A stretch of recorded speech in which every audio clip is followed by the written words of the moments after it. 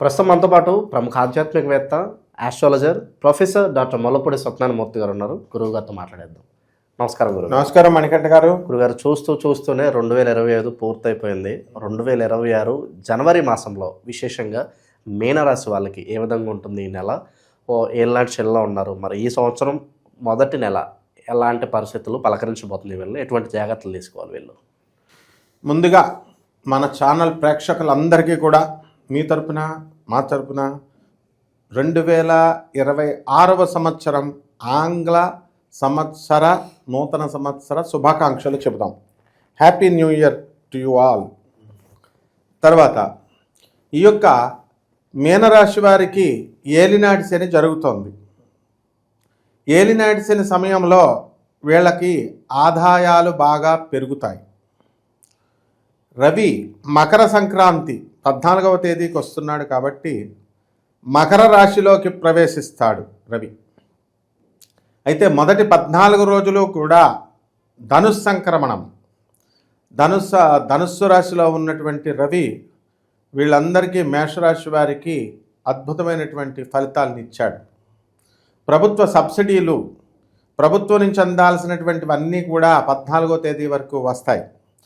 కేంద్రంలో ఉన్నటువంటి రవిగ్రహ ప్రభావం వలన తండ్రి అనారోగ్యవంతుడైనప్పటికీ కూడా వాళ్ళ అనారోగ్యాలు దూరం అవుతాయి. ఆదాయాలు బాగా పెరుగుతాయి. ఫారిన్లో ఉద్యోగాలు చేస్తున్నటువంటి వాళ్ళందరికీ కూడా కాస్త ఈ లే ఆఫ్లు, రెసెషన్ పీరియడ్ల వల్ల ఉద్యోగాల్లో భంగాలు ఏర్పడ్డాయి. చేస్తున్న ఉద్యోగాల్లో సంవత్సరం నుంచి ఖాళీగా ఉన్న వాళ్ళు కూడా ఉన్నారు ఈ మేషరాశి వాళ్ళల్లో. అటువంటి వారికి నూతన ఉద్యోగాలు రావడానికి అవకాశాలు ఉన్నాయి. తెగ ప్రయత్నిస్తున్నారు వీళ్ళు. అలాగే కొంతమందికి భార్యాభర్తల మధ్య ఉన్నటువంటి అనుబంధం కొంచెం సన్నగిల్లింది.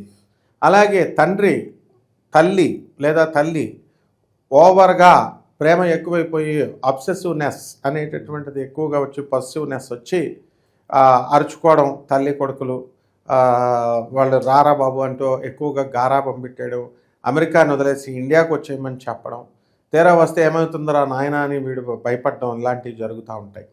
అలాగే అమెరికాలో ఉన్నటువంటి వీళ్ళు ఎవరైతే ఉద్యోగాలు లేదో, మరి వీసా ప్రాబ్లమ్స్ ట్రంప్ వచ్చిన తర్వాత అంతా కంపు చేశాడు. అందువలన వీళ్ళకి ఉద్యోగాలు రావట్లేదు, మరి ఎలాగండి బాబు అనుకొని స్టూడెంట్ వీసాల మీద ఆర్టిఫిషియల్ ఇంటెలిజెన్స్ అప్లై చేసుకొని ఇప్పుడు కాలేజీల్లో చేరడానికి కొంతమంది ఉద్యోగస్తులు కూడా రెడీ అయ్యారు. అలాగే ఈ యొక్క రైతులకి, పంతులు గారులకి వివాహాలు అవ్వడం లేదండి, పిల్లల్ని ఇవ్వట్లేదు ఆ వృత్తుల్లో ఉన్న వాళ్ళకని తెగ బాధపడే వాళ్ళు ఉన్నారు పాపం రైతులు వీళ్ళు. ఈ సంవత్సరం ఆ బాధ ఉండదు. అందువలన ఈ యొక్క గురుడు మనకి ఈ మిథున రాశిలో ఉండడం ద్వారా అధికమైనటువంటి ఖర్చు పెట్టి ఎదురు కట్నాలు ఇచ్చైనా సరే పంతులు గారులు ప్లస్ రెండవది ఈ యొక్క రైతులు పెళ్ళిళ్ళు చేసుకుంటారు. అలాగే నూతనంగా హనీమూన్కి వెళ్తారు, కేరళ వెళ్తారు. మళ్ళీ ఆ ప్లేస్ కూడా చెప్తున్నాం మనం. రైతులు పంతులు గారు కసిగట్టేశారు. ఎందుకంటే వీళ్ళకి వెళ్ళనివ్వట్లేదు. అంతా సాఫ్ట్వేర్ ఇంజనీర్ అడుగుతున్నారు, మరి వీళ్ళకి ఎవరు చేస్తారు మరి పాపం. కాబట్టి అలాగే ఈ యొక్క రాశి వారికి మహిళలందరూ కూడా ట్రాన్స్ఫర్లు కావడం లేదండి అని చాలా బాధలు పడుతున్నారు. అటువంటి వాళ్ళకు కూడా వాళ్ళ కోరుకున్న చోట్లకి ట్రాన్స్ఫర్లు రావడానికి అవకాశాలు. సో ఎంత కష్టపడినా కూడా ప్రతిఫలం దక్కట్లేదు, మా కెరీర్లు అంతా డెవలప్ అవ్వట్లేదు, గుడ్ టైం ఎప్పుడు వస్తుందా అని చెప్పి ఎదురు చూస్తూ ఉంటారు. వాళ్ళకి ఏం చెప్తారు గురుగారు? పూర్వజన్మ పాపాలు ఉంటాయి. పూర్వజన్మలో అందరినీ వద్దురా అంటే అందరి మీదకి, ఆడవాళ్ళ మీదకి వెళ్ళిపోయి వాళ్ళందరినీ రేపులు, అత్యాచారాలు చేసేసారు. మరి కొంతమంది అంతే, అవన్నీ ఈటింగ్ అండ్ మేటింగ్ కలియుగం ఇది. అందువలన అప్పుడు మరి గుర్తుకు రాడు. నెక్స్ట్ జన్మ ఒకటి ఉంటుంది, మనల్ని తంతాడు అని గుర్తుకు రావు. పోనీ వీళ్ళు పాశవికంగా ఇప్పుడు చూస్తున్నాం కదా మనం, మోసాలు, వాడి డబ్బులు వీడి దొబ్బేయడాలు, వీడిని మోసం చేసేయడాలు, అబద్ధాలు చెప్పేయడాలు, నకిలీ పనులు, ఇవే ఎంతసేపు కూడా. మరి అలాంటప్పుడు మన పూర్వజన్మది కంటిన్యూషన్ రాదా? ఉద్యోగాలు పీకేయరా? మరి యముడు ఉంటాడు కదా, చిత్రగుప్తుడు ఉంటాడు కదా. కాబట్టి చిత్రగుప్తుడు రాసేస్తాడు.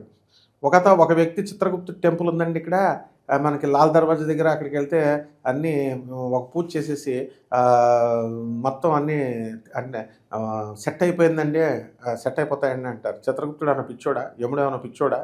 తాట తీసేస్తాడు. అలాంటివి ఏమి ఉండవు. పూజలు చేసేసి కాకా పట్టేసి నువ్వు వేసే రూ. 10 కుంకుమ, రూ. 10 కాయకి నీకు అన్నీ డిస్మిస్ చేయడం ఏమి ఉండవు. మంచి పనులు చేసుకుంటూ కర్మ మంచిగా చేయాలి.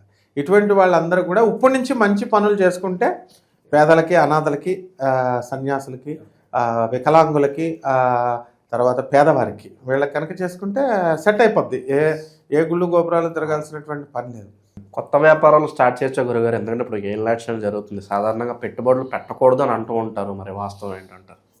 పెట్టుబడులు కొంతమంది పెట్టొచ్చు. ఏం నడిచిన సమయం వచ్చింది కదా అని ఇప్పుడు కాపురాలు చేయడం మానేయట్లేదు కదా.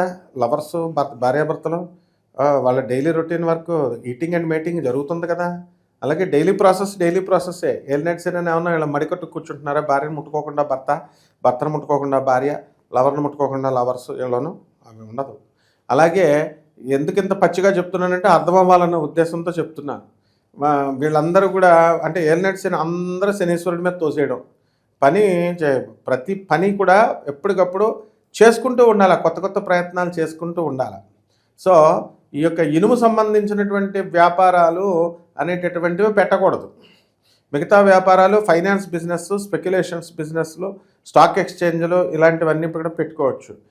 తర్వాత ఫ్యాన్సీ స్టోర్లు, టైలరింగ్ షాపులు, టైలరింగ్ మెటీరియల్లు, సాఫ్ట్వేర్ కంపెనీలు, హోటళ్ళు ఇలాంటివన్నీ కూడా వీళ్ళు స్థాపించుకోవచ్చు. అండ్ ఈ యొక్క లెదర్ బార్బర్ షాప్ ఇవన్నీ కూడా స్టార్ట్ చేసుకోవచ్చు బ్రహ్మాండంగా. అంతేగాని జీతభత్యాలు కూడా పెరుగుతాయి. ప్రైవేట్ ఉద్యోగస్తులకు పాపం సమస్య ఎక్కువ, తక్కువ శాలరీలు, పాపం చిన్న శాలరీస్ ఉన్న వాళ్ళ మీదే మనం జాలిపడాలి. పెద్ద సాఫ్ట్వేర్ ఇంజనీర్లు వాళ్ళ ప్రైవేట్ జాబుల్లో అయినా సరే లక్షల్లో తీస్తున్నారు. వాళ్ళ కోసం మనం ఏం ఆలోచించక్కర్లా. చిన్నచితగా ఉద్యోగాలు చేస్తున్నటువంటి వాళ్ళకి పాపం ప్లాన్డ్గా వెళ్ళాలి. వీళ్ళకి కొంచెం ఇబ్బందులు ఉంటాయి. అండ్ వీళ్ళు కొంచెం జాగ్రత్తగా కనుక చేసుకున్నట్లయితే వీళ్ళు ఇంట్లో వాళ్ళకి కావాల్సినటువంటి సామాను ఇవన్నీ కూడా తీసుకోవడం అనేటటువంటివి జరుగుతాయి. ఇక జనవరి కాబట్టి గురుగారు సాధారణంగా ఏదన్నా ప్రాపర్టీస్ కొనుక్కోవాలి, కొత్తగా ఏదన్నా కొనుక్కోవాలి ఆలోచనలు ఉంటూ ఉంటాయి. కొంత షెడ్యూల్ పెట్టుకుంటూ ఉంటారు. ఈ సంవత్సరం నేను ఇలా ఉండాలి, ప్రణాళికలు చేసుకుంటూ ఉంటారు. ఫలిస్తే అంటారా? వీళ్ళు ఎంత దానాలు చేసిన దాన్ని బట్టి ఉంటుందన్నమాట. ఒక మంచి పని చేస్తేనే ఒక రాత్రి పగలు రావాలంటే ఒక రాత్రి గడవాలి. ఆ విధంగా కేవలం మనకి ఏలినట్స్ జరుగుతుంది, మనం కొనేసుకుంటే ఎంతసేపు స్వార్థం పెంచకూడదు. ఇండ్యూస్ చేస్తారు మనకి. ఎంతసేపు కూడా సొసైటీ మనం ఇది కొనుక్కోవాలా, అది కొనుక్కోవాలా, ఇది చేయాలా. కానీ ఈ కొత్త సంవత్సరంలో ఎన్ని లక్షల రూపాయలు, ఎన్ని వేల రూపాయలు దానం పేదవాళ్ళ కోసం పెట్టాము అని ఒకడు బడ్జెట్ వేసుకోడు. అది వేసిన రోజున వీళ్ళు ఇల్లు కొంటారనమాట. ఆ బడ్జెట్ ప్లానింగ్ ఉండాలి. ఎంతమంది సాధువులకు మనం ఇవ్వాలి, పేదవారికి ఇవ్వాలి, వికలాంగులకు ఇవ్వాలి, అనాథలకు ఇవ్వాలి. 12 నెలలు 12 మంది వెళ్ళనియండి, కంపల్సరీ కొంటారు. ఈ సంవత్సరంలో ఇళ్ళు లేనటువంటి వాళ్ళు ఇల్లు కొంటారు, స్థలాలు లేనటువంటి వాళ్ళు స్థలాలు కొంటారు. అండ్ సంతానం లేనటువంటి వాళ్ళందరూ కూడా ఐవీఎఫ్ దగ్గరికి వెళ్ళడం ఇలాంటివన్నీ కూడా జరుగుతాయి అన్నమాట.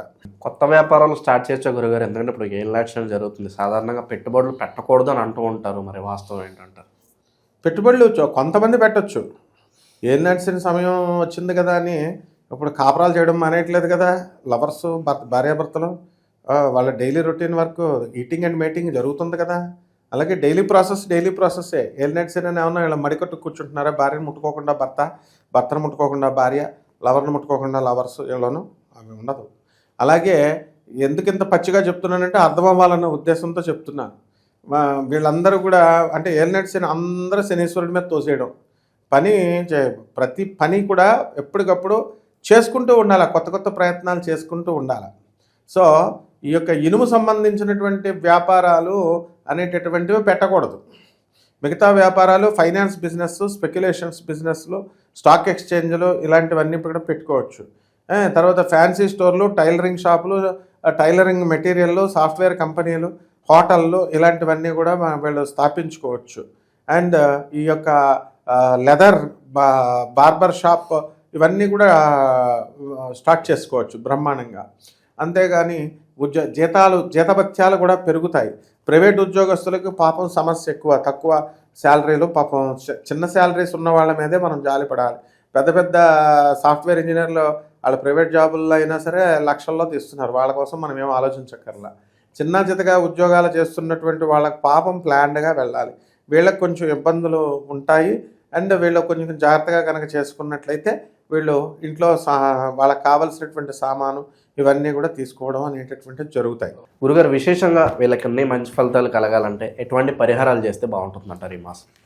మనకి డిసెంబర్ నెలలో సంవత్సరాంతం కాబట్టి మన ఫాలోయర్స్, మన శిష్యులు అవనండి, మన అభిమానులు వీళ్ళంతా కూడా నన్ను పర్సనల్గా కలవాలని కొంతమంది కోరుకోవడం, అలాగే వాళ్ళ సాదర అభిమానం మన మీద చూపించడం, జ్యోతిషాలు చెప్పించుకోవడం ఇవన్నీ కూడా జరిగినాయి.